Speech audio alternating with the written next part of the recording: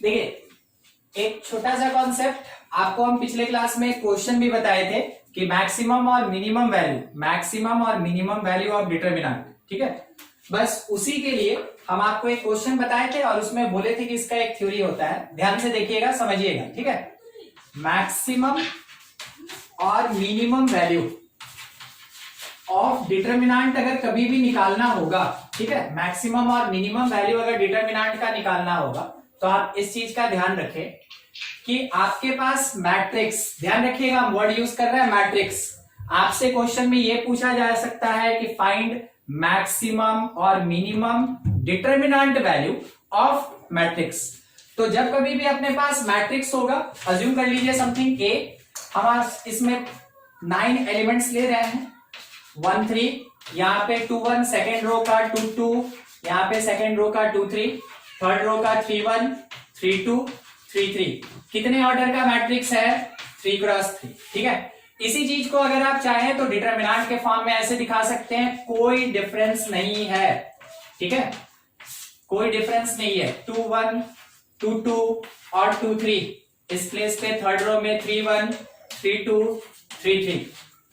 Square bracket represent matrix, ठीक है। Matrix जब कभी भी रो और कॉलम बराबर हो जाए वो स्क्वायर मैट्रिक्स। और अगर आप कभी भी पैरेलल लाइन में रिप्रेजेंट करते हैं, ये कौन? ये है अपना डिटरमिनेंट, ये है डिटरमिनेंट, ठीक है। तो डिटरमिनेंट या मैट्रिक्स आपके पास जो भी दिया, मगर उसमें मैक्सिमम और मिनिमम वैल्यू कभी भी मैट्रिक्स का नहीं पूछा जा सकता, क्योंकि मैट्रिक्स जो होता है वो एक अरेंजमेंट होता है, मैट्रिक्स एक अरेंजमेंट होता है। वैल्यू किसका निकालते हैं हम लोग? डिटरमिनेंट का वैल्यू निकालते हैं। तो मैट्रिक्स भी दिया तो उसका डिटरमिनेंट वैल्यू निकालना है, और अगर डिटरमिनेंट दिया तो उसका हमको डिटरमिनेंट वैल्यू यानी कांस्टेंट वैल्यू ही निकालना है। मीनिंग समझ गए? अब देखिए निकालने का तरीका क्या होगा, ठीक है। आप लीडिंग डायगोनल जानते हैं, आप लीडिंग डायगोनल जानते हैं जिसको हम लोग मेजर डायगोनल कहते हैं, ठीक है। तो चाहे मैट्रिक्स में हो या फिर डिटरमिनेंट में हो, अपने पास लीडिंग डायगोनल है। लीडिंग डायगोनल में A11 A22 A33 ये आया, ठीक है। तो लीडिंग डायगोनल और अदर देन लीडिंग डायगोनल, बस इसी के बेसिस पे मैक्सिमम मिनिमम डिफाइन होता है। सिंपल सा फॉर्मूला है, देखिएगा, maximum of determinant that is equals to minimum value put into leading diagonal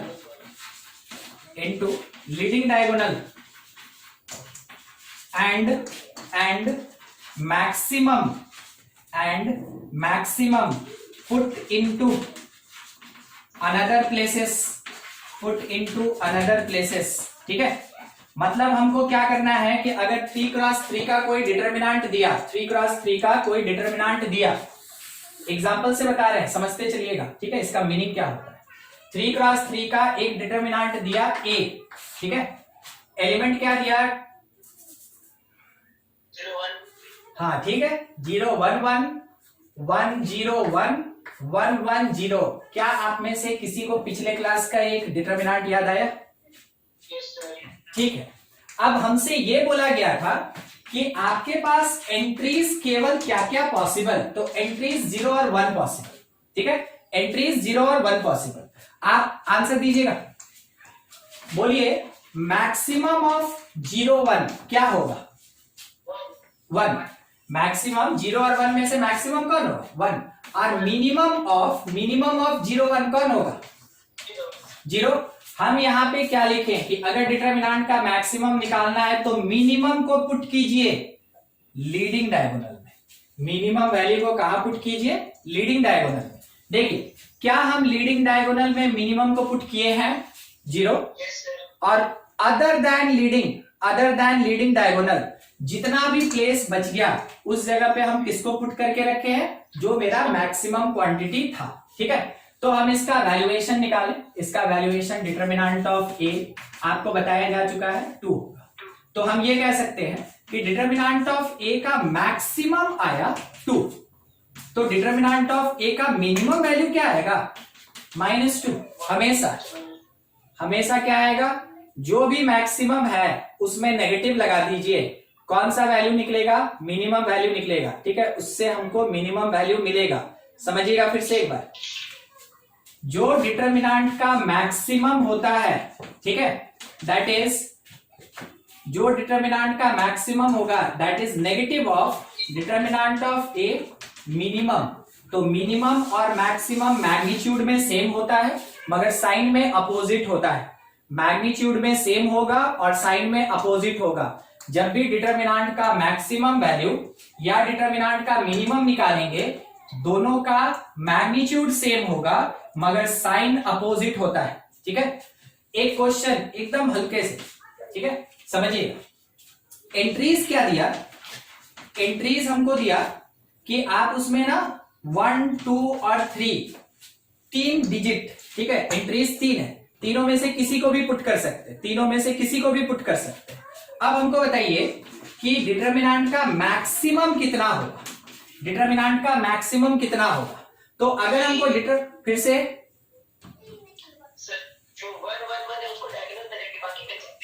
ठीक है, मगर एक चीज उमंग, हम एक चीज यहाँ पे अभी हम रखे हैं हिडन, डिटरमिनेंट का ऑर्डर तो बोला ही नहीं, ठीक है। तो ऑर्डर हम लोग पहले ले लें, ऑर्डर, उसके बाद वैल्यू निकालेंगे, ठीक है। ऑर्डर मेरा दिया है 3 क्रॉस 3, ठीक है, ऑर्डर 3 क्रॉस 3। हम एक डिटरमिनेंट अरेंज करेंगे। अभी आप आंसर देने वाले थे, आप हमको क्या बोले कि सर डायगोनल में आप 1, 1 और 1 रख दीजिए और बाकी प्लेसेस पे 2 को अरेंज करें, 3 को अरेंज करें या दोनों को मिक्स करके अरेंज करें? सिर्फ 3 को, सिर्फ 3 को। तो 3, 3 और 3 हर एक प्लेस पे पुट कर दिए। निकलेगा क्या? मैक्सिमम। निकलेगा क्या? मैक्सिमम। तो सॉल्व करते हैं। डिटरमिनेंट ऑफ ए सॉल्व करना आपको समझाया गया है, सिखाया गया है।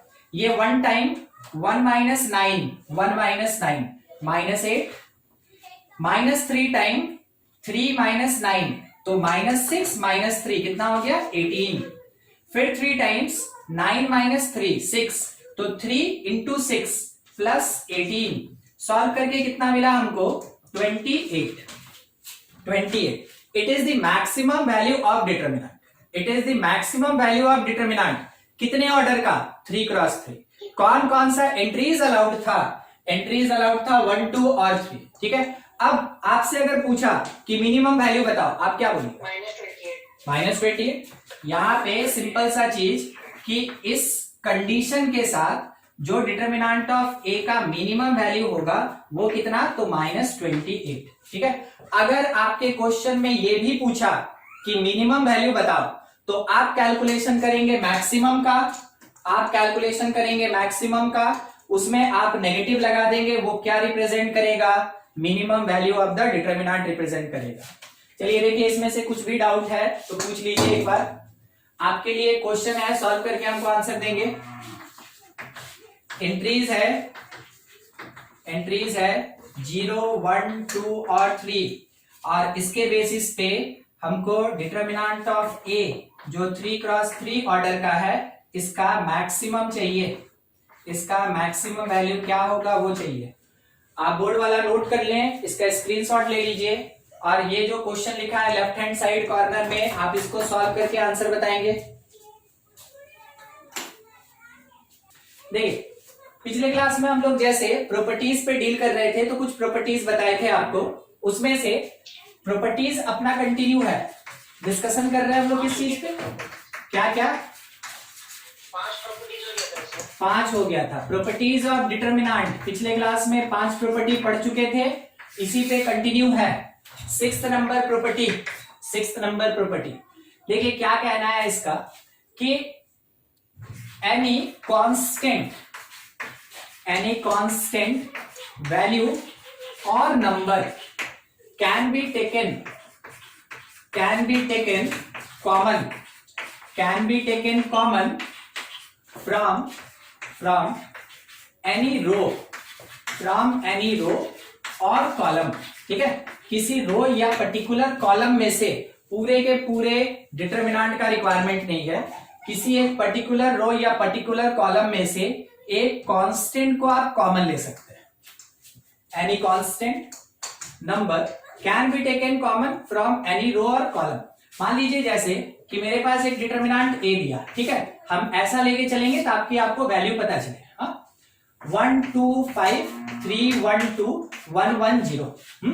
उसके बाद अगर हमसे बोला गया कि 2a बताओ, तो 2a हम क्या लिखेंगे कि 2 से मल्टीप्लीकेशन 1 3 1 2 5 3 1 2 1 1 0। तो मल्टीप्लाई करना है। आपको पिछले क्लास में ये बात बताया गया था, आप किसी भी रो को मल्टीप्लाई कर सकते हैं। देखिएगा आप क्या होने वाला है, ठीक है, देखिएगा हम इसको फर्स्ट रो में मल्टीप्लाई किए, 2 4 10 3 1 2 1 1 0, ठीक है। और हम क्या बोले कि इट इज इक्वल्स टू 2 को इस बार हम नीचे मल्टीप्लाई करेंगे, 1 2 5 3 1 2 और 2 2 0 2 2 0। देखिए क्या बोले, एलिमेंट क्या आइडेंटिकल है, नहीं है, मगर हम क्या बोले कि इसका डिटर्मिनेंट वैल्यू इस डिटर्मिनेंट वैल्यू के बराबर होगा, और ये केवल डिटर्मिनेंट में होता है, मैट्रिक्स में ऐसा नहीं हो सकता है। मैट्रिक्स में हम लोग क्या सीखे थे कि जिस प्लेस का एलिमेंट है वो रिस्पेक्टिव प्लेस के साथ इक्वल होना चाहिए, तभी मैट्रिक्स इक्वल होता है। मगर डिटर्मिनेंट में आप देख रहे हैं कि इस 2 से एक बार फर्स्ट रो में मल्टीप्लाई किए या फिर उस 2 से थर्ड रो में मल्टीप्लाई किए और बोला गया कि दोनों डिटर्मिनेंट बराबर होगा। चेक करते हैं सही बात है कि कहीं कुछ मिस्टेक है, ठीक है। सबसे पहले इसको हम बोल रहे हैं 2a1, आप समझ जाएंगे ना, 2a1 का मतलब पहला वाला पार्ट, इसका डिटर्मिनेंट निकाल रहे हैं। तो पहले लिख लें 2 4 10 और क्या है 3 1 2 1 1 0। एक्सपैंड कर रहे हैं फर्स्ट रो के अलाउंग, 2 टाइम 0 -2 -4 टाइम्स 0 -2, फिर उसके बाद +10 टाइम्स, ये क्या देगा 3 -1, ठीक है। हम लोग के पास आया -4 +8 और इस जगह से 20, और ये कितना हो गया 24 हो गया, ये निकल गया। अब हम बोल रहे हैं कि डिटर्मिनेंट ऑफ 2a2 क्या आप समझे, 2a का सेकंड पार्ट, इसमें क्या लिखा है 1 2 5 3 1 2 और कितना 2 0 2 2 0। डिटर्मिनेंट वैल्यू 1 टाइम क्या सीखे थे 0 -4, -2 टाइम क्या पढ़े थे हम लोग 0 -4, फिर से +5 टाइम्स क्या होगा 6 -2, कितना वैल्यू मिला, तो ऊपर से -4 बगल से +8 और यहां से हम लोग के पास 15, यही है ना, ठीक है 15। अब देखिए कितना आ रहा है 23 आ रहा है, थोड़ा एक बार कैलकुलेशन देख लीजिएगा, ये कितना हो रहा है 20, 15 का है 20, ठीक है। देखिए कितना आया 24। क्या ये 24 के बराबर, मतलब कि अगर हम उसी कांस्टेंट नंबर से एक फर्स्ट रो को मल्टीप्लाई किए या फिर हम थर्ड रो को मल्टीप्लाई किए, जनरल करते हैं, किसी भी रो या कॉलम को मल्टीप्लाई किए, ठीक है, उस पर्टिकुलर कांस्टेंट नंबर से किसी भी रो या कॉलम को हम लोग मल्टीप्लाई किए, तो अगर हम लोग उसको मल्टीप्लाई कर देते हैं तो डिटर्मिनेंट का वैल्यू हमेशा सेम रहता है। अब इसी चीज को उल्टा सोचिए, अगर हम थर्ड रो में से कॉमन ले लें या हम फर्स्ट रो में से कॉमन ले लें, क्या मेरे डिटर्मिनेंट का वैल्यू कुछ चेंज होने वाला है? नहीं होगा, ठीक है। बस वही चीज बोला गया यहाँ पे, इस चीज को हम प्रूफ करके दिखा रहे थे कि हाँ ये कैसे स्टेटमेंट ट्रू है। डिटर्मिनेंट के केस में किसी भी रो या कॉलम में से आप कोई कांस्टेंट कॉमन ले सकते हैं, यानी कि अगर ये लिखा हुआ है कि कोई एक डिटर्मिनेंट बी है, एग्जांपल के लिए मान लीजिए कोई एक डिटर्मिनेंट बी है, इसमें क्या लिखा है 5 10 15, उसके बाद 2 4 8, उसके बाद 1 1 2, ये लिखा। बताइए b इज इक्वल्स टू, बाहर में लिखा है k टाइम 1 2 3 1 2 4 1 1 2, बोलिए k कितना, फिर से सर 5/2 10 5 इंटू 2 होगा। फर्स्ट वाले रो में से हम 5 निकालें तो 5 का 1 हो गया, 10 का 2 हो गया, 15 का 3 हो गया। फर्स्ट वाले रो में से 5 निकाले, ठीक है, 5 फर्स्ट वाले रो में से 5 निकाले। और सेकंड वाले रो में से हमको क्या दिख रहा है कि हम 2 निकाले तब नहीं ये इतना होगा, 1 2 और 4, ठीक है। Yes, sir. 2 4 8 1 2 4 बनेगा कैसे, जब हम 2 निकालेंगे। तो 2 निकाले यहाँ पे, तो पुट किए, बाद में के का वैल्यू कितना आ गया मेरे पास, 10। आपको ऐसे भी क्वेश्चन पूछा जा सकता है, इस कारण से आप उसके लिए प्रिपेयर्ड रहे। क्या निकाला गया है आपको उस पर विशेष ध्यान रखना है, ठीक है। क्या कॉमन लिया गया है, कंपेयर करने के बाद आपको पता चलेगा। कोई भी अननोन पूछ सकता है यहाँ पे, या आपको रिक्वायरमेंट हो सकता है, आप उसको ऐसे मल्टीप्लाई करेंगे। तीनों रो में से कॉमन आता तो तीनों कांस्टेंट आपस में मल्टीप्लाई होता और वो जाके मिलके हमको के का वैल्यू प्रोवाइड करता, ठीक है। इस पर्टिकुलर पॉइंट का ये खास करके यूज होता है। देखिए बोर्ड पे जो भी है इसको नोट करेंगे, कुछ समझने में दिक्कत है तो पूछ लीजिए। हाँ बोलिए, कुछ है। तीनों रो से अगर हाँ। तीनों रो से अगर एक ही नंबर कॉमन आ गया, जैसे कि 5 अगर तीनों रो से कॉमन आ गया तो हाँ 5 3 बार मल्टीप्लाई करेंगे 5 को, 5 का पावर 3 हो जाएगा फिर वो, ठीक है। 125 कॉमन होगा। हाँ 125 हो जाएगा। जितना भी कांस्टेंट कॉमन निकलेगा ना, सब आपस में मल्टीप्लाई होता है। देखिए एक और 5 नंबर अभी पढ़े थे, 6 था ना, अभी 7 नंबर, ठीक है। If any constant taken common from each element of determinant then वैसे केस में ध्यान रखिएगा, k इंटू ए का जो डिटर्मिनेंट वैल्यू होगा, आप समझे ना क्या बोले, हम बोले हर एक एलिमेंट में से हम कोई कांस्टेंट कॉमन निकाल रहे हैं, तो जब तक वो मल्टीप्लाइड नहीं होगा उसको कॉमन कैसे निकालेंगे, ठीक है, उसको कॉमन कैसे निकालेंगे। के पावर n हो जाए, एकदम ठीक, इसका मतलब हो गया k to the power n और इसके साथ मल्टीप्लाई डिटर्मिनेंट ऑफ a, ठीक है।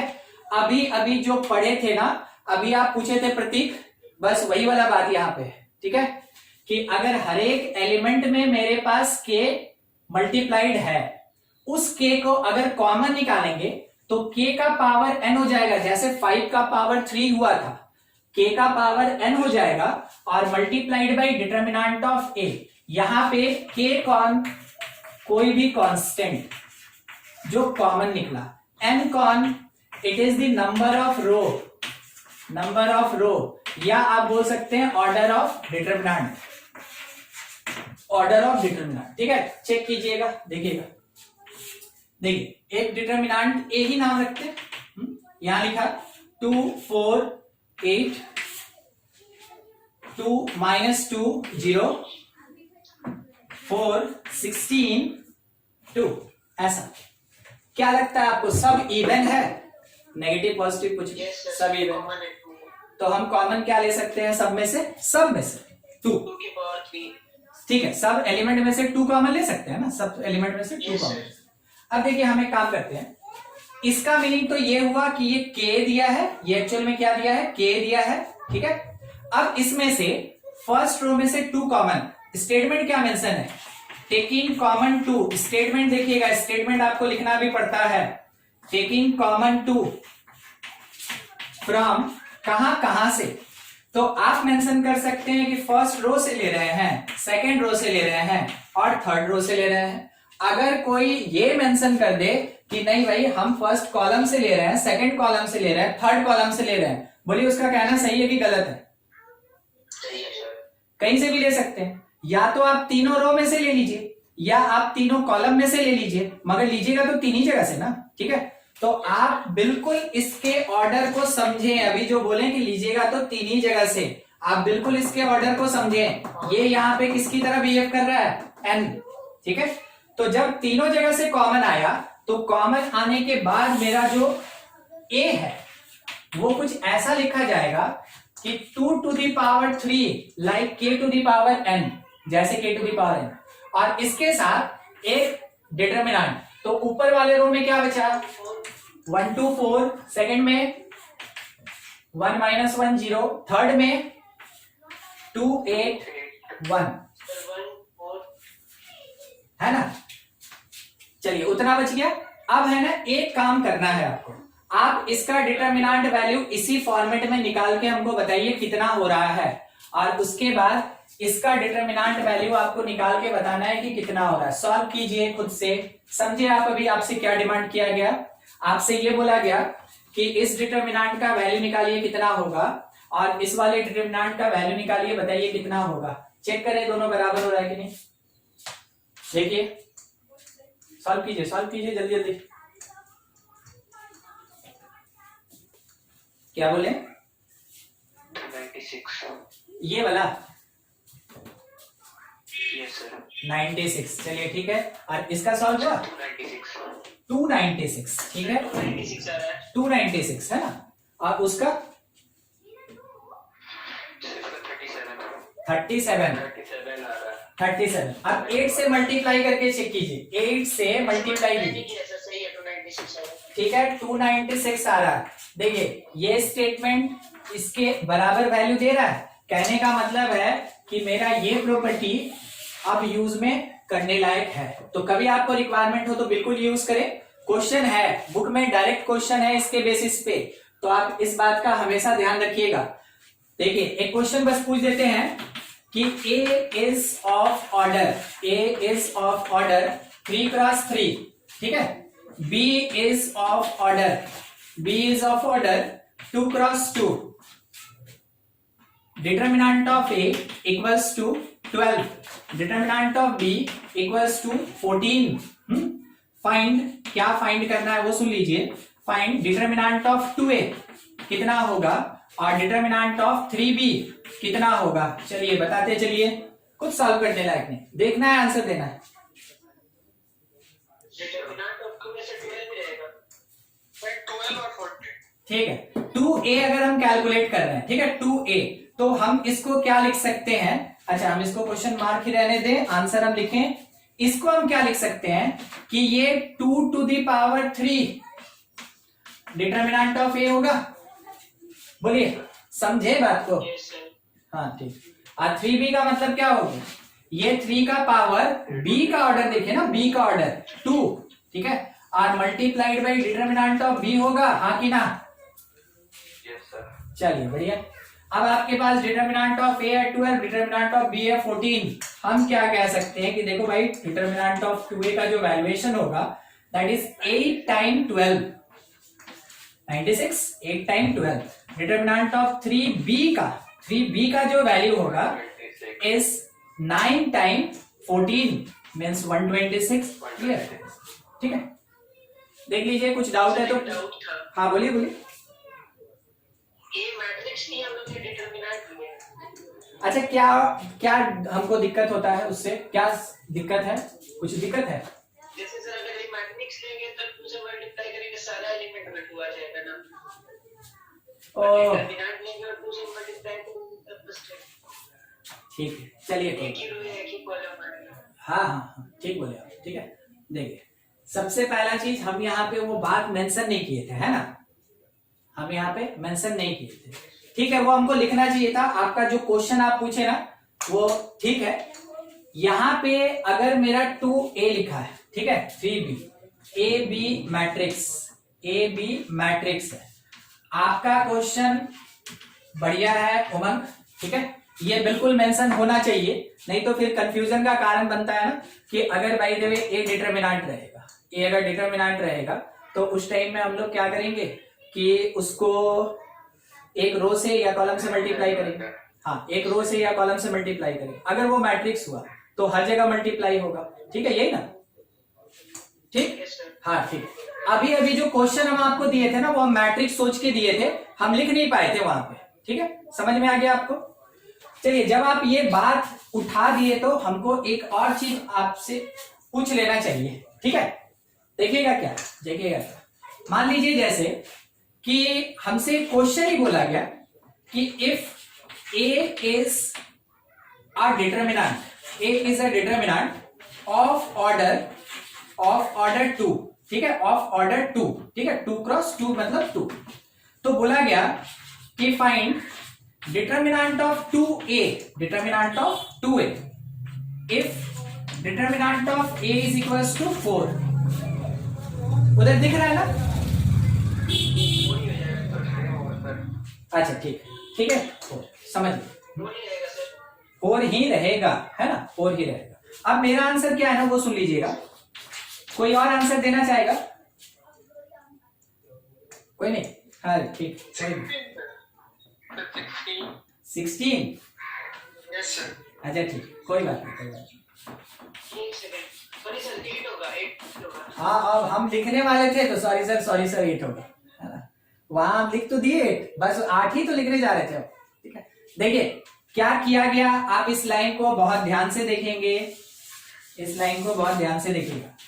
अगर डिटर्मिनेंट ऑफ 2 इंटू डिटर्मिनेंट ए है, ए कौन डिटर्मिनेंट, तो वैसे केस में दोनों पे अलग अलग डिटर्मिनेंट लग गया, दोनों पे अलग अलग डिटर्मिनेंट लग गया।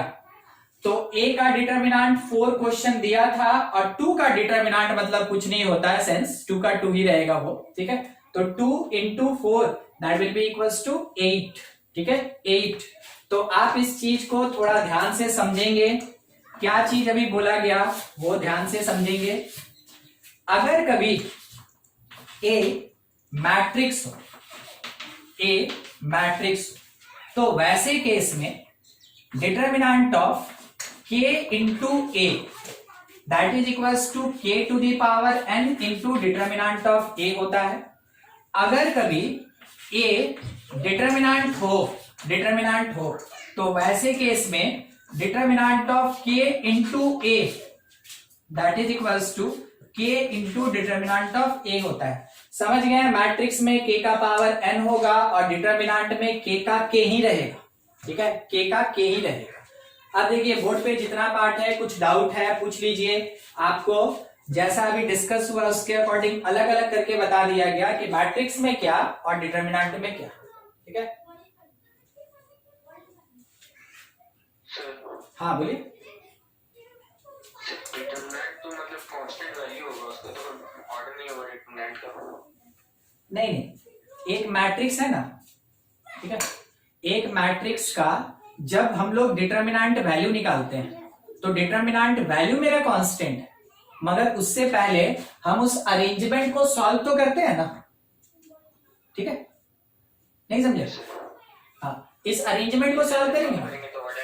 हाँ, ये वाला जैसे मेरे पास है तो इसको तो हम फर्स्ट रो ही बोलेंगे, और ये मेरे पास सेकंड रो और ये मेरे पास थर्ड रो, मगर ये है किसका क्वांटिटी? ये तो किसी ना किसी मैट्रिक्स के अरेंजमेंट का क्वांटिटी है। ठीक है, तो डिटर्मिनेंट हमेशा एग्जिस्ट करता है in form of constant value, मगर किसी भी अरेंजमेंट का डिटर्मिनेंट वैल्यू निकाला जाता है, और जब तक वो अरेंज्ड है तब तक उसमें रो और कॉलम दोनों है। तो एक डिटर्मिनेंट अरेंजमेंट हुआ, एक डिटर्मिनेंट वैल्यू हुआ। जब कभी भी डिटर्मिनेंट सॉल्व करने बोला मतलब आप अरेंजमेंट को सॉल्व करके वैल्यू निकाल रहे हैं। ठीक है, दोनों में डिफरेंस पता चला? ठीक। हाँ, और किसी को कुछ पूछना है, डाउट कुछ? सर वहाँ स्टेटमेंट पे आप डिटरमिनेंट लिखे हैं यहाँ ऊपर सर, स्टेटमेंट सर यहाँ लिखे। Yes sir, each element of determinant, each element निकाला है ना तो हर रो से आ जाएगा।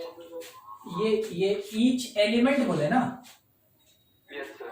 ईच एलिमेंट मतलब क्या हो गया? एक मिनट, ईच एलिमेंट मतलब हो गया 1 2 3 4 5 6 7 8 9, मतलब कि जैसे मैट्रिक्स में मल्टीप्लाई करते थे, जैसे मैट्रिक्स में हर एक एलिमेंट से मल्टीप्लाई करते थे, वैसे ही डिटर्मिनेंट के हर एक एलिमेंट को मल्टीप्लाई किए। तो अगर 3 क्रॉस 3 का है तो कांस्टेंट से एक बार फर्स्ट रो को मल्टीप्लाई किए, एक बार सेकेंड रो को मल्टीप्लाई किए, एक बार थर्ड रो को मल्टीप्लाई किए। कितनी बार मल्टीप्लीकेशन किए? 3 बार। तो क्योंकि ऑर्डर 3 क्रॉस 3 था तो हम 3 बार मल्टीप्लाई किए, इसी कारण से उस कांस्टेंट के पावर में n आता है।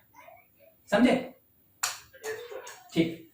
अब ध्यान रखिएगा, अगर A मैट्रिक्स है तो K क्या होगा, और A अगर डिटर्मिनेंट है तो K क्या होगा। अगर ये बोल दिया कि हर एक एलिमेंट मल्टीप्लाइड है तो क्या होगा? 3 चीज है आपके पास। अगला कौन सा होगा? 8 नंबर ना, 8 नंबर। देखिए 8 नंबर में क्या बोल रहे हैं, if row transformation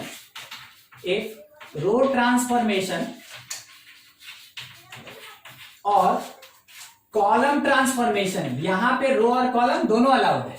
if row transformation और कॉलम ट्रांसफॉर्मेशन अप्लाइड किसके ऊपर, तो इस बार डिटर्मिनेंट पे लगाएंगे, अप्लाइड टू डिटर्मिनेंट, इस बार डिटर्मिनेंट पे लगाएंगे, applied to determinant, then value of determinant does not change, determinant का वैल्यू चेंज नहीं होता है। अब देखिए ये जो बात है ना, ये किताबी बात है, हाँ, ये पॉइंट किताब का बात है, हाँ, जो थ्योरी बोलता है। अब समझिएगा ये क्या बोलता है, क्योंकि ये गलती भी करवा देता है। समझिएगा, बोला कि रो ट्रांसफॉर्मेशन लगा दीजिए, कॉलम ट्रांसफॉर्मेशन लगा दीजिए, डिटर्मिनेंट का वैल्यू चेंज नहीं होगा, ठीक है, बोल दीजिए। देखिए क्या होगा, ए कोई एक डिटर्मिनेंट है, हाँ, एक डिटर्मिनेंट है, देखते चलिएगा, या मैट्रिक्स है, कुछ भी है वैसा। तो अपने पास क्या लिखा है, 2 3 1 1 1 2 0 1 3, ऐसा, ठीक है। पहला काम हम क्या किए कि R1 changes to R1 minus 2 R2 किए, R1 माइनस 2 R2 किए, अपने से कुछ एक स्टेप लेके चल रहे हैं, कुछ हमको बोला नहीं गया, हम बस बोला गया यहाँ कि रो ट्रांसफॉर्मेशन लगाइए, तो अपने से कोई भी स्टेप अज्यूम करके और हम यहाँ पे अप्लाई कर रहे हैं, ठीक है, ध्यान से, कोई भी स्टेप अपने से अप्लाई कर रहे हैं। क्या कह रहा है, R1 में से 2 R2 को सब्ट्रैक्ट कीजिए, तो हम बोलेंगे अच्छा ये तो बोला कि इक्वल होगा, बोला ना, वैल्यू डज नॉट चेंज, ये तो बोला इक्वल होगा, नॉट इक्विवेलेंट, जैसे मैट्रिक्स में यूज करते थे, इक्विवेलेंट नहीं, यहाँ पे इक्वल होगा, तो इक्वल होगा तो क्या लिखेंगे, R1 minus 2 R2, R1 minus 2 R2, R1 minus 2 R2 minus 3। क्या किसी को दिक्कत है समझने में कैसे ये आया, ठीक। बाकी R2 के बारे में कुछ नहीं बोला, तो 1 1 2, R3 के बारे में कुछ नहीं बोला, 0 1 3, ठीक है। अब हम क्या करेंगे कि इसका वैल्यू निकालेंगे, 0, ये 3 माइनस 2 माइनस 1 टाइम, यहां से 3 माइनस 0, और इस जगह से माइनस 3 टाइम्स, ये 1 माइनस 0, ये आ गया। सॉल्व किए हम, 0 हो गया, माइनस 3, यहां से माइनस 3, कुल मिला के माइनस 6। एक बार यहां भी डिटर्मिनेंट चेक कर ले, तब तो कंपेयर करेंगे बराबर है कि नहीं है। चलिए ठीक है, सबसे पहले 2 टाइम डायरेक्ट लिखे, 3 माइनस 2 1, माइनस 3 टाइम डायरेक्ट लिखे, 3, ठीक है, 1 टाइम 1 प्लस 1 टाइम 1, देखिए क्या आया, 2 माइनस 1 और 2 1 3, और ये 9 माइनस 6, बोलिए बराबर है, ठीक, बराबर है, ये बराबर है, हो गया। मतलब कि हम ऐसा कुछ लगाएं, सेम आंसर आया। देखिएगा फिर से एक बार, ठीक है, ये मेरे डिटर्मिनेंट था जिसमें हम फर्स्ट स्टेप ये किए, और अनदर हम क्या करने जा रहे हैं वो देखिए, अनदर रो ट्रांसफॉर्मेशन ऑन ए। क्या कर रहे हैं कि R1 changes to 2 R1 minus R2। आप देखें ज्यादा बड़ा कुछ नहीं, R1 माइनस 2 R2 और यहां पे 2 R1 माइनस R2। बोलिए फर्स्ट रो क्या होगा, सर इसके बाद कर रहे हैं आप लोग टेक्निक से कर रहे हैं? नहीं, ऊपर तो लिखने दिए हैं, अनदर रो ट्रांसफॉर्मेशन ऑन ए पे। बोलिए क्या होगा, 3 5। अच्छा ये बोला इक्वल होगा तो इक्वल दे दे, ठीक है, ठीक है। यहां पे हम लोग को क्या मिला, 2 R1 माइनस R2, 4 माइनस 1 3, बोलते जाइए, 5, बोलिए, 0, ठीक है। फिर उसके बाद सेकंड में 1 1 2 और थर्ड में 0 1 3। हम इसका डिटर्मिनेंट वैल्यू निकालना चाहते हैं, 3 टाइम 3 माइनस 2 1 माइनस 5 टाइम ये 3 माइनस 0, तो 3 लिख लेते, और ये 0 टाइम तो खत्म ही हो गया। ये कितना आया, 3 माइनस 15, बोलिए कितना होता है, क्या बराबर है, नहीं ना, कुछ डिवाइड नहीं होगा। हाँ अब आप पकड़े हैं, ठीक है, वही ना बात बोले। पॉइंट क्या बोलता है कि देखो रो ट्रांसफॉर्मेशन लगा दो, चिंता मत करो, ठीक है, कुछ नहीं होने वाला है, डिटरमिनेंट का वैल्यू सेम रहा। हम लोग को बोला, हम लोग लगा दिए, ठीक है, मगर ये जब बात आया तो वैल्यू देखिए 2 गुना बढ़ गया। क्या आपको पता चला क्यों 2 गुना बढ़ गया? यस सर, डिटरमिनेंट का 2 से मल्टीप्लाई हो गया फर्स्ट रो। हाँ, जब कभी भी किसी रो को आप चेंज कर रहे हैं, ये तो पता चलता है इधर जो रहता है वही चेंज होता है, ठीक है, जब भी आप किसी रो को चेंज कर रहे हैं उसी रो में अगर मल्टीप्लाई किए, जिस रो को चेंज कर रहे हैं उसी रो में अगर मल्टीप्लाई किए तो बैलेंसिंग के लिए आपको डिवाइड करना पड़ेगा, तब आप इक्वालिटी होल्ड करा सकते हैं। बैलेंसिंग के लिए आपको क्या करना होगा, उसी कांस्टेंट से डिवाइड करना होगा, तब जाके आप इक्वालिटी होल्ड करा सकते हैं, तब आपका आंसर आएगा। और अगर आप जिस रो को चेंज कर रहे हैं उसमें मल्टीप्लाई नहीं किए, जिस रो को चेंज कर रहे हैं उसमें मल्टीप्लाई नहीं किए, तो कोई भी रो कॉलम ट्रांसफॉर्मेशन लगेगा, वैल्यू हमेशा सेम रहेगा, ठीक है, वैल्यू हमेशा सेम रहेगा। मीनिंग समझ में आया इसका, क्या कहना चाहता था ये, ठीक है। Yes sir. आप पूरा ध्यान रखिएगा कि ऐसा कोई काम ना करें, ठीक है, आप ध्यान रखिएगा कि ऐसा कोई चेंज ना करें, ठीक है, क्योंकि अपने पास वैल्यूएशन हम लोग देखे हुए हैं, 2r1 माइनस r2 करके भी हम लोग कन्वर्ट कर ही लेते हैं, या फिर हम लोग r1 माइनस 2r2 करके भी कन्वर्ट कर ही लेते हैं, ये तो सीखे हैं ना रो ट्रांसफॉर्मेशन मैट्रिक्स में, बस उसी तरीके से। तो आपको हम बस एक सजेशन दे रहे हैं कि इस टाइप का कोई भी प्रोसेस करने से आप बचें। कौन से टाइप का प्रोसेस, जिस रो को चेंज करना है उसमें कांस्टेंट से मल्टीप्लाई या डिवाइड करने से बचें। अगर उसका कोई अल्टरनेटिव तरीका है तो अल्टरनेटिव लीजिए, मगर वैसा अगर करना पड़ गया तो आपको ध्यान रखना है कि हमको कांस्टेंट से डिवाइड करना पड़ेगा, नहीं तो मेरा आंसर नहीं मैच करेगा, ठीक है। चलिए देखिए, इसमें से कुछ पूछना है तो पूछ लीजिए। सर इसमें गोल क्या होता है? कौन? जैसे मैट्रिक्स में आइडेंटिटी बनाना होता है, इसमें वैसा कोई गोल नहीं ना होता? ना अभी नहीं, अभी हम क्वेश्चन उठाए ही नहीं है वैसा, ठीक है। इसका यूज कहाँ पे होगा ना, हाँ, इसका यूज कहाँ पे होगा वैसा क्वेश्चन अभी हम लिए ही नहीं है, ठीक है, लेंगे, थोड़ा 1-2 पॉइंट और कर लेते हैं, क्योंकि उसमें है ना ज्यादा पॉइंट्स लगता है, तो उतना प्रॉपर्टी हो जाएगा तब तो बढ़ेगा ना, ठीक है।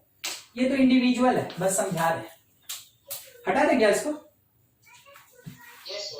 चलिए क्वेश्चन देखेंगे। अभी 9 नंबर प्रॉपर्टी देखिए, ऑब्जेक्टिव के लिए इंपॉर्टेंट है, ठीक है, सब्जेक्टिव में इससे क्वेश्चन ज्यादा नहीं पूछता है। देखिए क्या है, इफ, ये सर खाली प्रॉपर्टी दिख रहा है।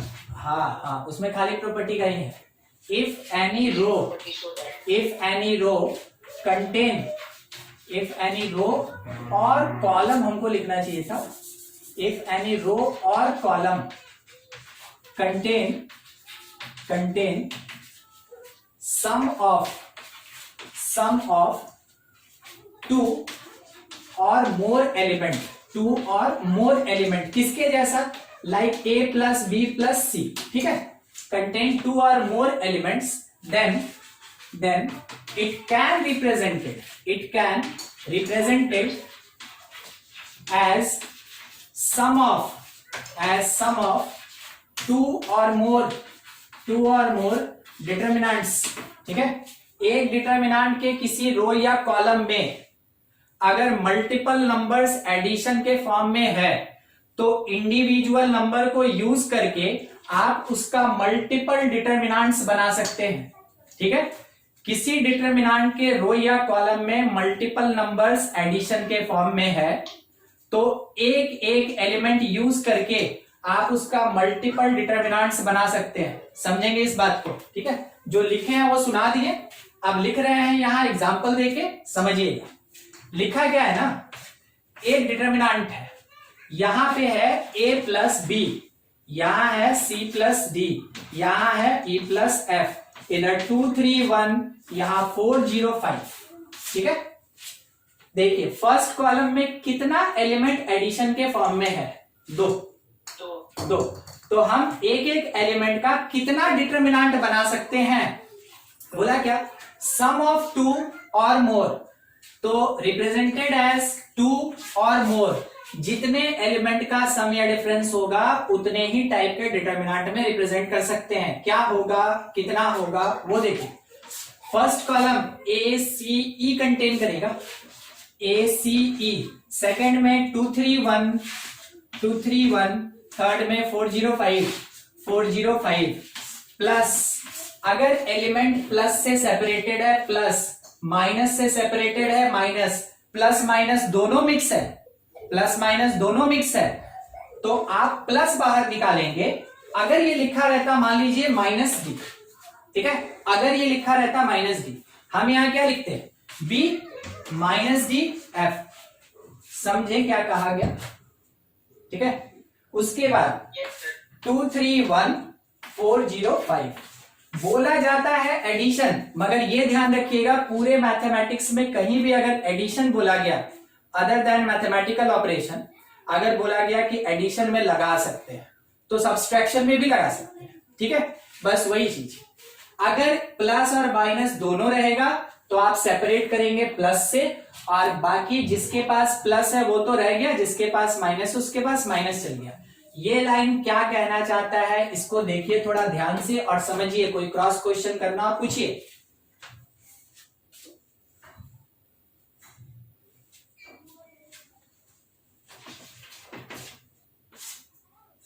नहीं पूछिएगा तो हम पूछेंगे फिर।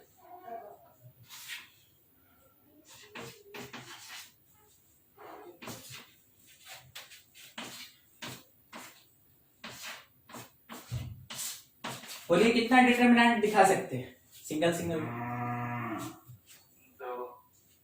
दो दो अच्छा, एक भी नहीं एक तो कम से कम दिखा ही सकते हैं, एक तो दिखा ही सकते। देखिए आप बोले ना, आप आंसर ठीक बोले थे। अरे आप इसको 5 + 0 और 3 + 0 नहीं मान सकते हैं। दो आया तो बोला कि हम दो पार्ट में है। देखिए दो को कम नहीं कर सकते मगर एक को बढ़ा के दो कर सकते हैं। बोलिए x - y को क्वेश्चन में लिख के दे दिया तो हम इसको क्या बोलेंगे कि एक तो है तो रहेगा दो, मगर 5 अगर दिया तो हम इसको बढ़ा सकते हैं ना कि इसको 5 + 0 लिख दे। मेरे डिटरमिनेंट में कोई फर्क नहीं, 5 + 0 लिख दे तो 3 + 0 लिख दे तो कोई फर्क नहीं। ये आपको बताएगा कि कितने पार्ट में आप तोड़ सकते हैं। अब यहां पे मेरे पास एक डिटरमिनेंट बना 5x3 का, फिर 2 1 1 2 1 1 और 0 1 3 का, 0 1 3 का, प्लस यहां पे 0 - y 0 0 - y 0 और 2 1 1 2 1 1 0 1 3 0 1 3।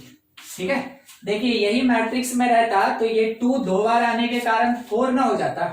अगर मैट्रिक्स होता तो 2 + 2 हम लोग 4 लिखते, मगर क्या डिटरमिनेंट में हम लोग वैसा रिपीटेशन करते हैं? नहीं करते, क्योंकि इसका कोई कांस्टेंट वैल्यू होगा, इसका कोई कांस्टेंट वैल्यू होगा। जब दोनों को ऐड करेंगे वो इसके कांस्टेंट वैल्यू के बराबर होगा। ये होता है डिटरमिनेंट का एक प्रॉपर्टी। ठीक है, तो डिटरमिनेंट के इस प्रॉपर्टी को यूज करके आपसे ऑब्जेक्टिव में क्वेश्चन यही पूछा जाता है कि if this determinant can be represented as sum or difference of multiple determinants, then how many different determinants are possible? आपको नंबर ऑफ डिटरमिनेंट्स बताना पड़ता है, तो उसके लिए थोड़ा प्रैक्टिस कर ले। ऑब्जेक्टिव है, हमको पूरा दिखाने का जरूरत नहीं है। ठीक है, आप हमको बस आंसर दीजिएगा कितना डिटरमिनेंट a + b। तब तो एक पर नाइट डिटरमिनेंट तो हो जाना चाहिए ना, 0 + 0 करते रहे। हाँ मान गए हम आपकी बात को। आप जो बोले 0 0 करते रहे सब इनफाइनाइट हो जाए। अच्छा, अगर 0 मान लेते हैं किसी एक पूरे कॉलम में या रो में आ गया तो उसका वैल्यू कितना होगा? यस नहीं, यस सर, वैल्यू कितना होगा? 0 होगा। तो मान लेते हैं मेरे पास अगर 5 आंसर आया था सॉल्व करके, अब हम फालतू का इसमें 0 0 0 0 लिखते हैं, कोई काम तो नहीं है। हाँ, समझिए ना बात को। अगर किसी एक कॉलम या रो में पूरा 0 आ जाता, वही ना प्रॉपर्टी पढ़े थे पिछले क्लास में, अगर किसी रो में या कॉलम में 0 आ जाता है तो डिटरमिनेंट 0, और डिटरमिनेंट वैल्यू अगर 0 आ गया तो डिफरेंट डिफरेंट टाइम्स ऐड करके क्या फायदा, वैल्यू तो बदलेगा नहीं, इसलिए वो काम नहीं करना है। ठीक है उमंग,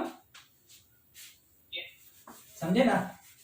ठीक है सर। हाँ ठीक है ठीक है। देखिए यहां लिखा है X plus Y Z plus W X minus Z, और लिखा है पी क्यू आर। बोलिए कितना इंडिविजुअल एलिमेंट का डिटरमिनेंट होगा? इंडिविजुअल एलिमेंट का मतलब ऐसा कितना डिटरमिनेंट होगा? यहाँ 2 है ना, वहां कितना होगा? सोच के बताइए। 4 बन जाएगा। 4, ठीक है 4। एक बार इसका 1 देखिए कैसे बनाएंगे, 1 3 5 पहला कौन बना, 1 3 5 को यूज करके।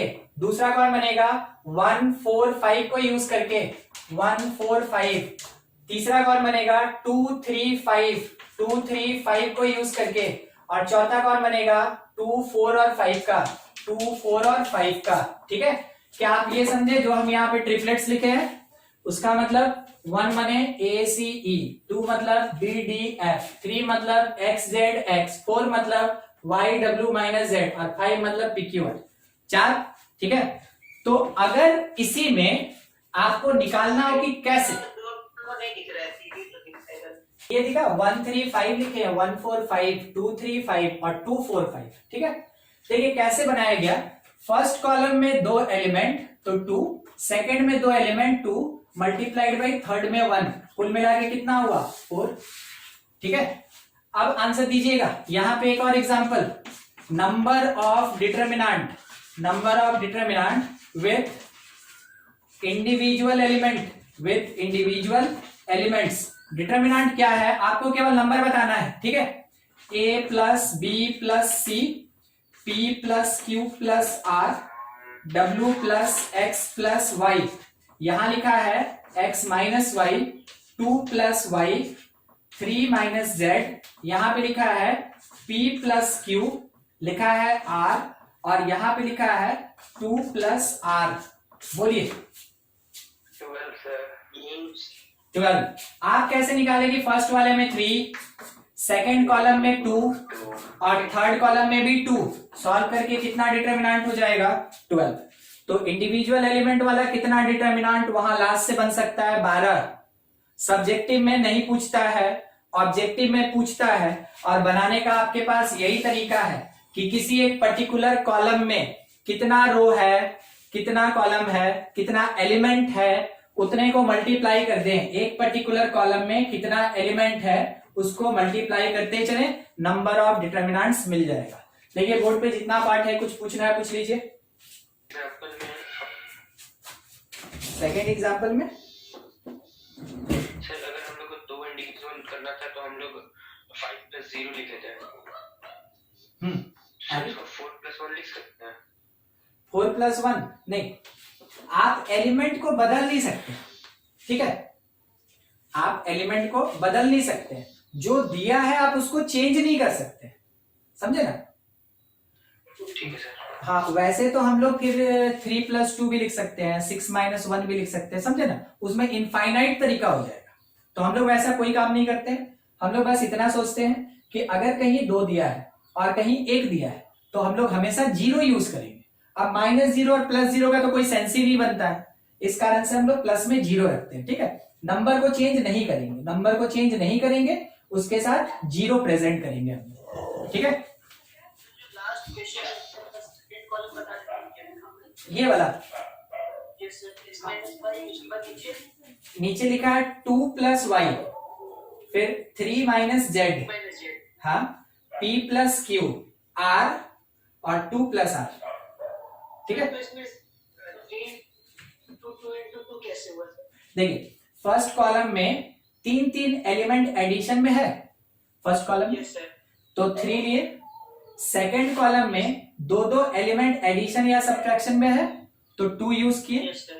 थर्ड कॉलम में 2 है 1 है, तो 1 को तो हम लोग सीखे ना कि 2 बना देंगे। ठीक है, तो जितने एलिमेंट का एडिशन या सब्सट्रैक्शन होगा किसी भी कॉलम में, आप उसी को मल्टीप्लाई जब करेंगे तो जाके आपको टोटल नंबर ऑफ डिटर्मिनेंट्स मिलेगा विथ इंडिविजुअल एलिमेंट्स। समझ में आया कॉन्सेप्ट?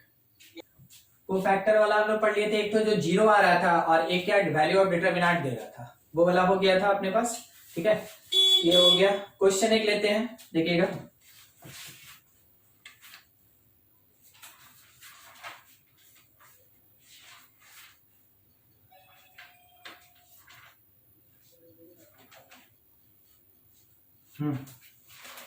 देखिए क्वेश्चन क्या है। आप प्रॉपर्टी जितना पढ़े उसमें से कोई भी यूज हो सकता है। ठीक, लिखा है if A B C are pth qth and rth terms of gp then value of determinant क्या होगा निकालना है।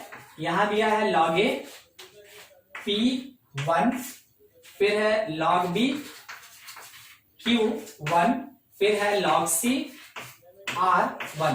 ठीक है, इसका क्या वैल्यू होगा ना वो फाइंड करना है। और ऑप्शन अपने पास 0 1 -1 नन ऑफ दिस, यही दिया 0 1 -1 नन ऑफ दिस। ऐसे केस में ए बताया कौन, एक ए बताया कि pth टर्म है, ए बोला ना pth टर्म, तो हम लोग क्या लिखेंगे कि ये जो है part a is equals to pth term of gp क्या होता है,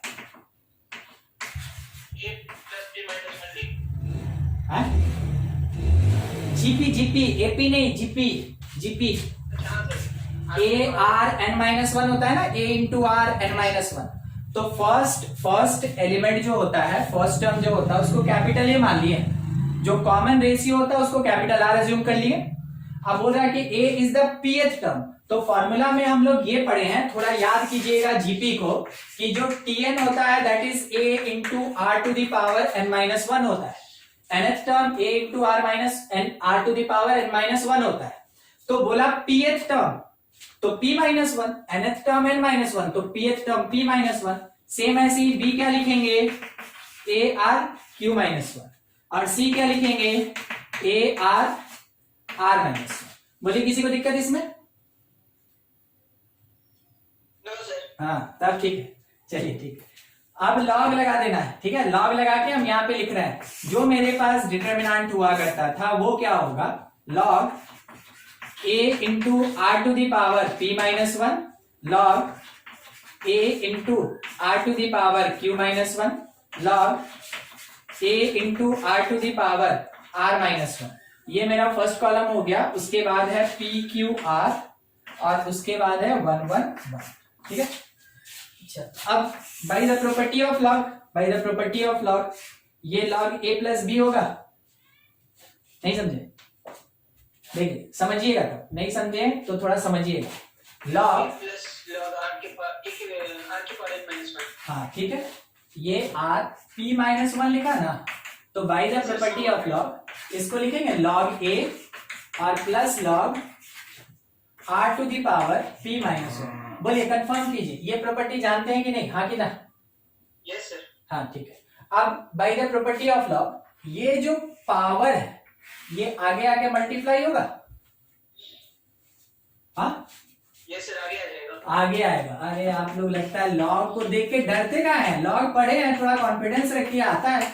ठीक है, डर जाइएगा तो वैसे भी लॉग का क्वेश्चन नहीं बनेगा।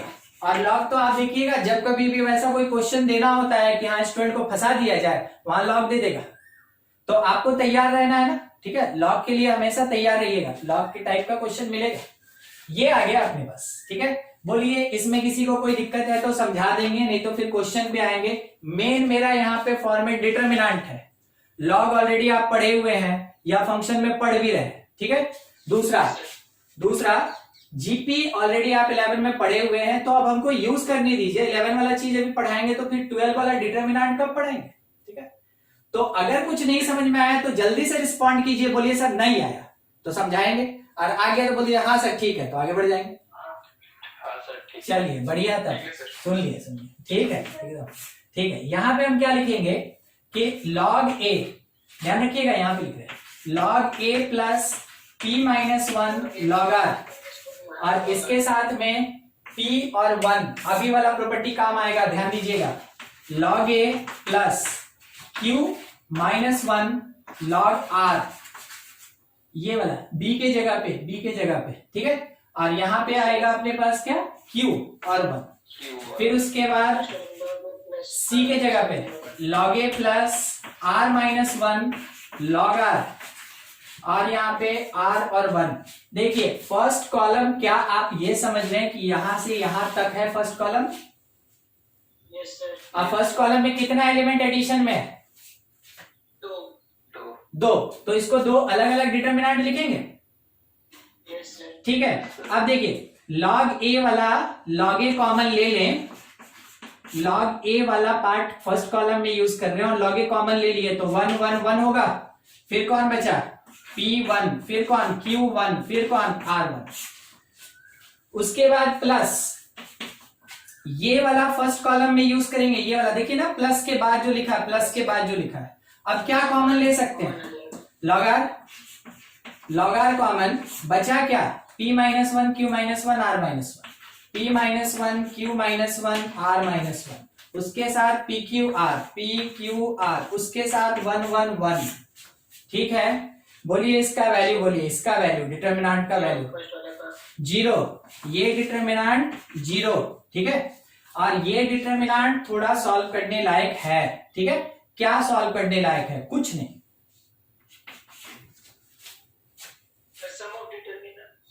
हाँ हाँ, आप ठीक बोले, अरे आप एकदम ठीक बोले, यहाँ सम ऑफ डिटरमिनेंट्स होगा, सम ऑफ डिटरमिनेंट्स होगा। देखिए कैसा होगा, देखिए फर्स्ट वाले में, हाँ फर्स्ट वाले में पी क्यू आर 1 1 1, और सेकंड वाले में -1 -1 -1 पी क्यू आर और 1 1 1 लिख दे रहे हैं हम। एक मिनट, हम लिख दे रहे हैं प्लस log r, थोड़ा ध्यान दीजिएगा, हम लेफ्ट शिफ्ट करके लिख रहे हैं क्योंकि हमको थोड़ा ज्यादा बड़ा लिखना पड़ेगा। तो क्योंकि इसमें फर्स्ट कॉलम और सेकंड कॉलम आइडेंटिकल हो गया, इसलिए इसका डिटरमिनेंट वैल्यू 0 हो गया। ठीक है, तो फर्स्ट टर्म मेरा खत्म।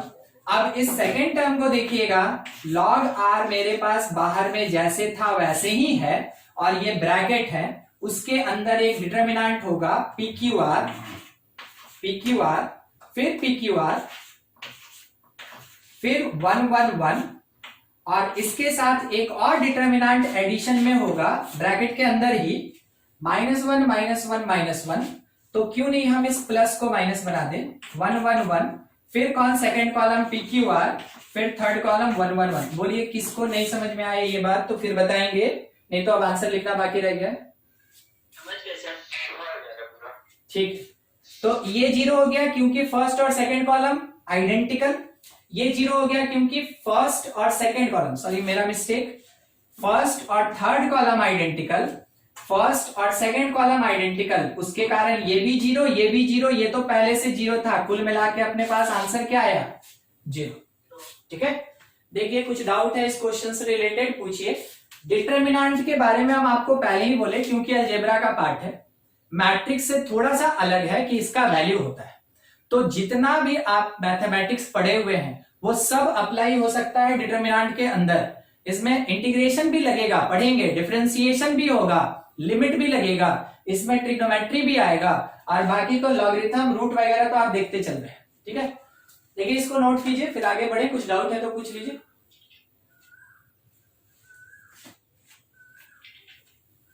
प्रॉपर्टी जानिएगा उतनी आसानी से क्वेश्चन सॉल्व होता जाएगा, समझे। अगर प्रॉपर्टी कम याद रहेगा तो क्वेश्चन मतलब परेशान कर देगा डिटरमिनेंट का। ठीक है, इसलिए हटा दे इसको, हो गया। Yes sir. देखिए क्या लिखा है ना कि वैल्यू ऑफ डिटरमिनेंट क्या होगा, 1 स्क्वायर 2 स्क्वायर 3 स्क्वायर 4 स्क्वायर, फिर है 2 स्क्वायर 3 स्क्वायर 4 स्क्वायर 5 स्क्वायर, फिर 3 4 5 स्क्वायर 6 स्क्वायर, और अब 4 स्क्वायर 5 स्क्वायर 6 स्क्वायर 7 स्क्वायर। ठीक है, इसका वैल्यू क्या क्या होगा, वीडियो पॉज हो गया सर, आ गया।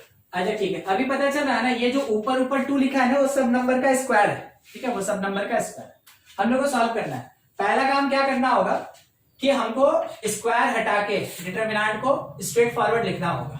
तो 1 4 9 16, फिर कितना 4 9 16 25, उसके बाद 9 16 25 36, यहां से 16 25 36 49, ये हो गया। अब इसमें हमको डिटरमिनेंट का प्रॉपर्टी लगाना है। इतना बड़ा हम कहां से कैलकुलेशन करने जाएंगे, ठीक है। तो डिटरमिनेंट का प्रॉपर्टी लगाना है। प्रॉपर्टी में देखिए इसको छोटा करना है, तो 4 माइनस 1 3, 9 माइनस 5 4, 16 माइनस 9 7, ऐसे सब्ट्रैक्ट करेंगे। तो क्या कर रहे हैं, C1 changes to C1 minus C2 या C2 माइनस C1, एक चीज, ठीक है। C1 माइनस C2, और सेम ऐसे ही C2 changes to C2 minus C3 और C3 changes to C3 minus C4, ऐसा का तीन चीज एक साथ। तो डिटरमिनेंट क्या मिलेगा, देखिए हम जिस किसी भी कॉलम में चेंज कर रहे हैं उस कॉलम में हम कहीं भी नेगेटिव नहीं लगाए। 1 2 3 1 2 3 ये काम कर सकते हैं, ठीक है। यही कर रहे हैं हम लोग। क्या लिखे कि C1 माइनस C2, तो -3, यहां से -5 -7 -9, इसमें से फिर इसको सब्ट्रैक्ट किए थे, -5 फिर -7 -11, इसमें से ये सब्ट्रैक्ट हुआ 13, ठीक है। और लास्ट वाला ये बच गया 16 25 36 और 49, ठीक है, ये बच गया।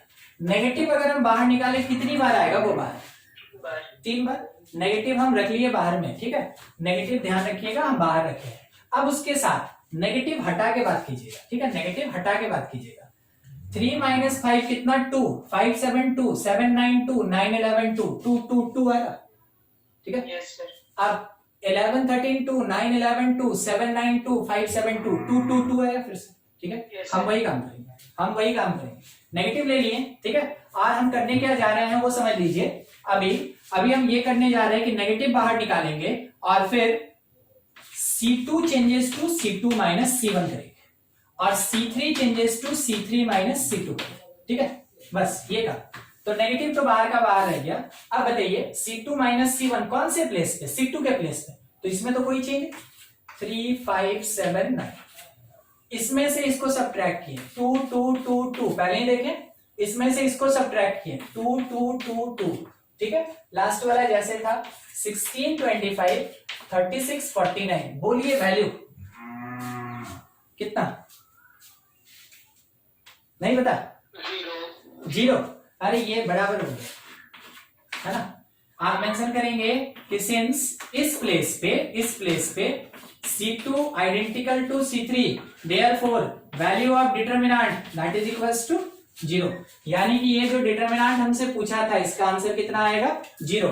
देखिए ये प्रॉपर्टी वाला बात ही है ना, कि अगर हमको याद रहेगा तो हम यहां आंसर बोलेंगे कि डिटरमिनेंट 0 हो गया।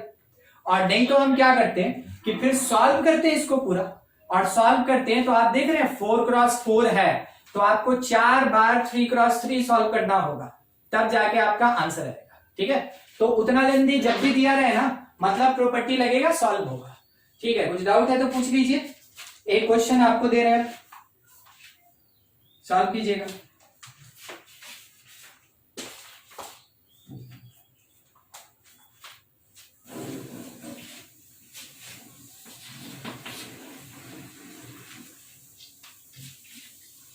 डिटरमिनेंट का वैल्यू निकालना है √13 प्लस √3, 2√5 √5, फिर है √15 √26, 5 √10, इसके बाद 3 प्लस √65 √15 और 5 क्या होगा, बस ये बताना है। 3 क्रॉस 3 का डिटरमिनेंट है, इसको देख के तो पहचान गए होंगे कि प्रॉपर्टी लगेगा कुछ, हाँ ठीक है। लगाइए, सॉल्व कीजिए, क्या आंसर आ रहा है बताइए।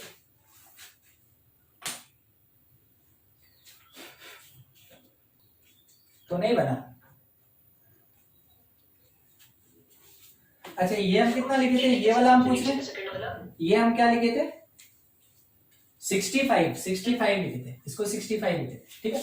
हाँ चलिए ठीक है, नीचे का जो सेकंड कॉलम का सेकंड वो है थर्ड एलिमेंट रूट 15 है क्या? ये नहीं सर, सेकंड, हाँ वो वाला। हाँ रूट 15 है। अच्छा तब हो जाएगा सर। इसमें से रूट 5 कॉमन ले लीजिए और इसमें से भी रूट 5 कॉमन ले लीजिए।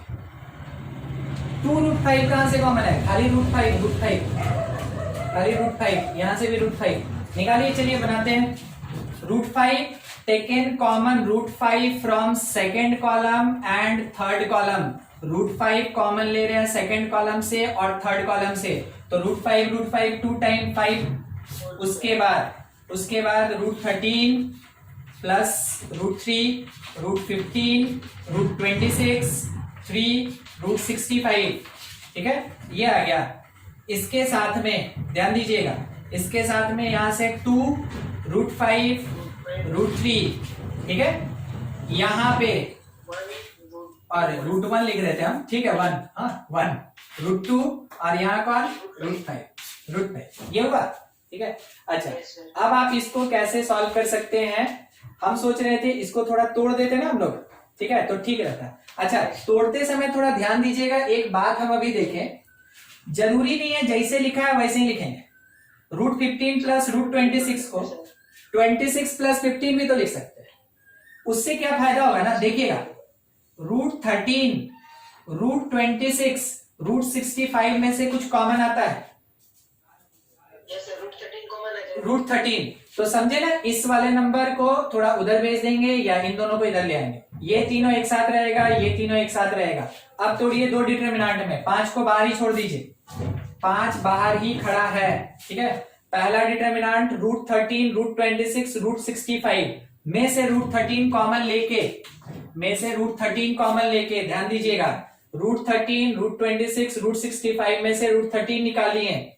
1 रूट 2 रूट 5, 1 रूट 2 रूट 5, उसके साथ में 2 रूट 5 रूट 3, 2 रूट 5 रूट 3, उसके साथ में 1 रूट 2 रूट 5, 1 रूट 2 रूट 5। देखिए आपको एक चीज पता चला होगा यहाँ पे, बोलिए डिटरमिनेंट का वैल्यू कितना, वो वाला जो लिखे हैं, पहला वाला का 0 ये पहला वाला तो 0 हो गया ना, क्योंकि फर्स्ट कॉलम और थर्ड कॉलम कैसा है, आइडेंटिकल, वो खत्म। दूसरा अभी बाकी है, तो दूसरे में रूट 3 रूट 5 और 3 को लेके चलेंगे। ठीक है, तो ये वाला हम हटा दें, यहां लिख दें, ये हो गया था ना। Yes sir. हाँ ठीक, थोड़ा उधर जगह ही नहीं है लिखेंगे। ध्यान रखिएगा, सब कोई पूरा ध्यान रखिएगा। इसके बाद ही यहाँ पे कंटिन्यू जो पार्ट होगा वो हम यहाँ लिख रहे हैं। ठीक है, उसी लाइन को हम फिर से लिख रहे हैं, उसी लाइन को। रूट 13 के साथ 0 और उसके बाद दूसरा डिटरमिनेंट रूट 3 रूट 15 3 में से रूट 3 कॉमन, तो क्या बचा 1 root 5 root 3, 1 root 5 root 3, second वाला 2 रूट 5 रूट 3, 2 रूट 5 क्या बोले रूट 3 और 1 रूट 2 रूट 5, ये हो गया। ठीक है, ब्रैकेट क्लोज मेरा, डिटरमिनेंट भी 1, ब्रैकेट भी क्लोज। अच्छा, कुछ आइडेंटिकल है क्या इसमें? सर रूट 2 हमको लगता है नहीं होगा तो 0 हो जाएगा। ये वाला नहीं, उसके ऊपर में जो सर है ये वाला, यस सर, रूट 2 अगर नहीं होगा तो फर्स्ट कॉलम और सेकंड कॉलम इक्वल हो जाएगा। अरे नहीं, तो देवे किया है तो लेना तो पड़ेगा ना हम लोग को। कोई जरूरी नहीं है कि 0 ही आंसर लाएंगे, आप 0 लाने के पीछे पड़े ना। सॉल्व करें। यस सर, सॉल्व करेंगे, बड़े जरूरी नहीं है। ठीक है, वो 2 लिखा है तो अब उसको मिटा के 0 नहीं ना कर सकते।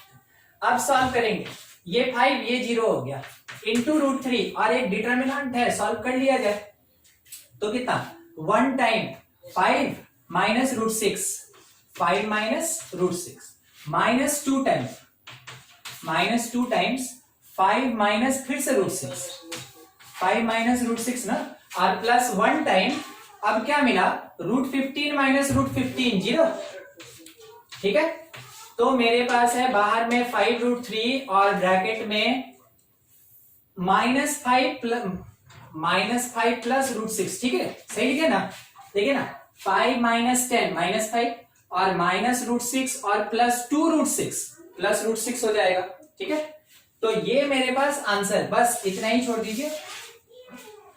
आप आपके ऑप्शन पे डिपेंड करता है ना। अगर कहीं ये वाला मल्टीप्लाई करके दिया होगा तो आप मल्टीप्लाई कर लीजिए, वो छोटा सा चीज है उतना कर सकते हो, उसमें डिटरमिनेंट नहीं लगाना है, सिंपल मल्टीप्लिकेशन करेंगे। ठीक है, देखिए कुछ डाउट है पूछ लीजिए किसी को भी। सर जैसे रूट 3 मल्टीप्लाई कर रहे तो रूट 18 माइनस 5 रूट 3 ये वाला माने करना चाहते हैं, मल्टीप्लाई करना चाहते हैं। ना ना नहीं सर। अच्छा रुकिए, 5√3 प्लस √18, हाँ ये होगा। आप बोलिए और कुछ। ये भी मल्टीप्लाई कर दिया, -25√3 प्लस कितना 5√18। इसमें से कुछ भी रह सकता है। ठीक है, आपको बस उसको क्या करना है, टिक करके रखना है कि हाँ हमको इस तरीके से बनाना है, और ऑप्शन रहेगा आप टिक मारिएगा। ठीक है, चलिए कुछ डाउट इसमें से अभी।